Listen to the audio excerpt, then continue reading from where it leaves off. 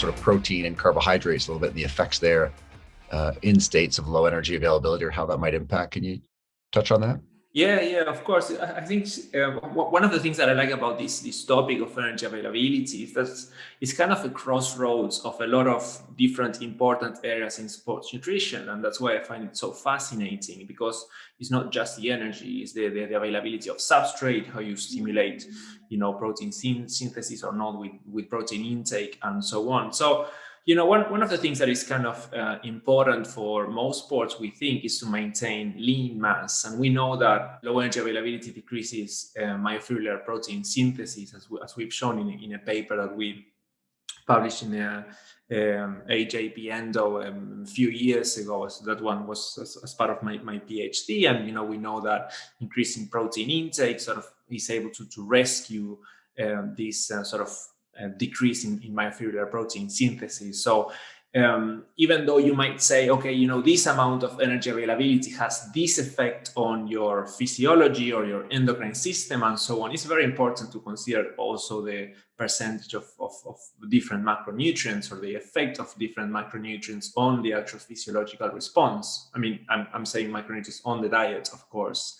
So yeah, I was going to say, I mean, obviously with glycogen acting as a training regulator and periodizing carbohydrates becoming much more popular and understood, and the athletes now trying to train more with lower carbohydrate availability, there could be the potential there. I mean, perhaps walk us through the benefits there, and then the potential for, basically underfueling if we do it too frequently during some of these more intense sessions, or as you alluded to earlier, during race day. So, one of the current theories or ideas is that training with low skeletal muscle glycogen can potentially enhance the oxidative capacity of skeletal muscle. That, when repeated over time, then this leads to an enhanced response in the sort of muscle to generate energy via oxidative pathways. Yeah. The problem with this is that if you do it chronically and you do it, if you don't fall in love with it, you do it every day, it becomes a problem. Yes, on the one side you have low energy, and you have all these negative responses, potentially negative responses to chronic low energy availability, but also because you get really bad at burning carbs.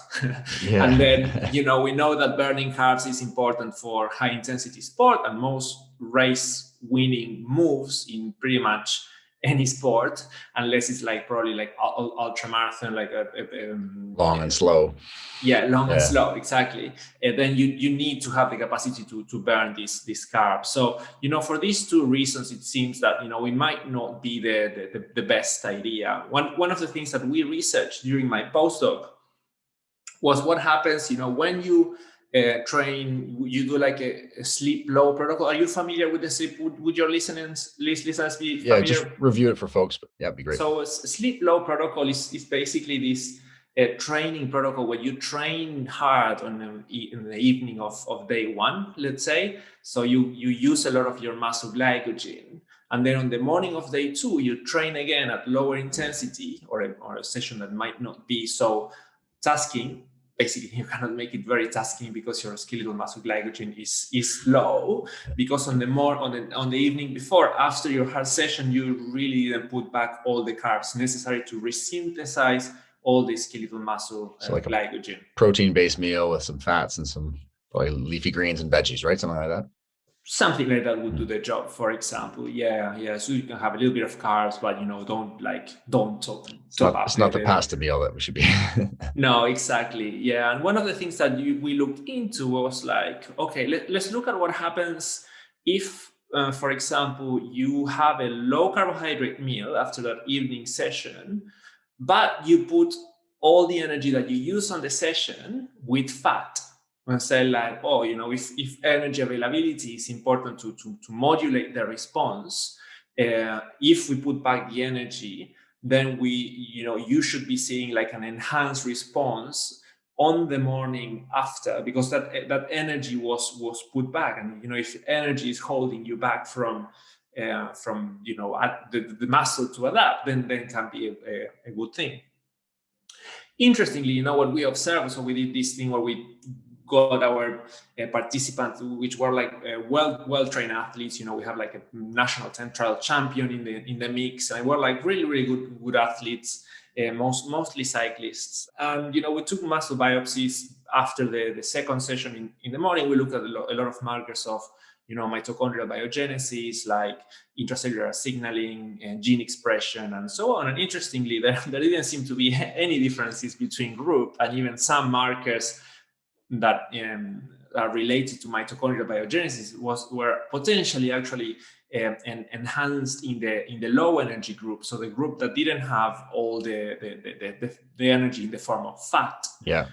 In fact, the group that had all the energy back, mostly in the form of fat, when they had a post-exercise meal with the typical post-exercise sort of protein plus carbohydrates meal, they saw like an impaired glucose regulation just after one meal, which for me was mind-blowing. It was like, wow, there was just one meal and you see this sort of impaired glucose regulation, which was very interesting. So as much as we can talk about, thresholds of energy availability or not, and so on, I think it's very important to consider the timing and amounts of macronutrients intake, also to interpret, what might be going on in terms of the physiological responses.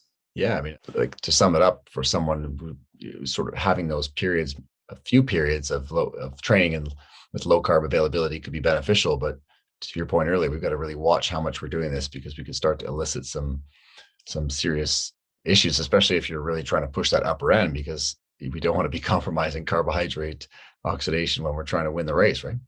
Yeah, of course. And I think, it's as everything, it's really a balancing act. I think one of the things that most people find difficult in sports nutrition and in life in general probably is like balance. And I think, a lot of people get really obsessed with either dropping weight or, doing something just at the one thing. And sometimes it's just you need to mix and match things, and you have to really assess where you're standing and where you want to go, and if that's important, and so on.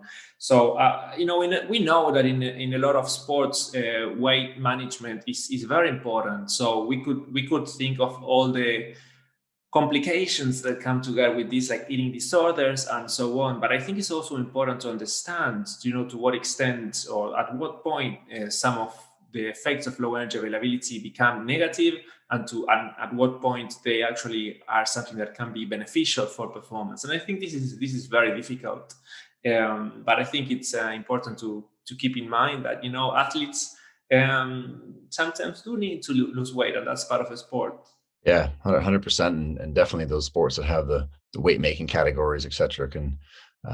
It's interesting because there's potentially the most application there, but then to your point, we've got to be mindful of how we apply it so we don't start to get some of these adverse effects. Now, yes. What about the future of research in this area? Now you're at the forefront of it. Can you walk us through, without giving away any trade secrets, what areas of potential interest might be coming down the pipeline?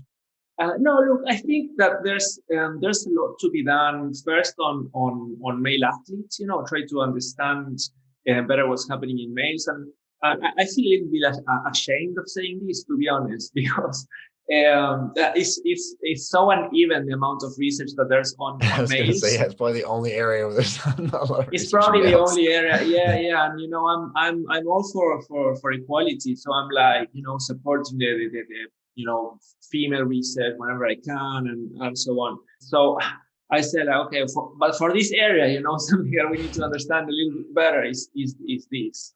I think we also need potentially more prolonged periods of, sort of controlled or measured energy availability in athletes, and see, what different parameters change with time.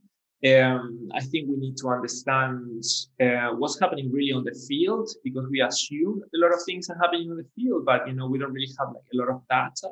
I think this is very important. We have some interesting studies in the pipeline there. I think it would be really interesting to look more into potential markers, so to define better what markers we can measure to say, like, yeah, this person, is like, this is low energy, and because it ticks like that and that box, then yes, that we can say that with a degree of certainty this person is under fueling. But again, I think this is complex again, because the way our physiology works, we respond to stresses, and energetic stress might be a stress that is necessary to drive adaptation. Yeah. So I'm not saying, well, chronically put someone under stress, because this is, we know that when you do that chronically, it's also not good. So again, I think it's a balancing act, because and we need to understand to what point this sort of degree of stress can generate an adaptive response, and when is too much.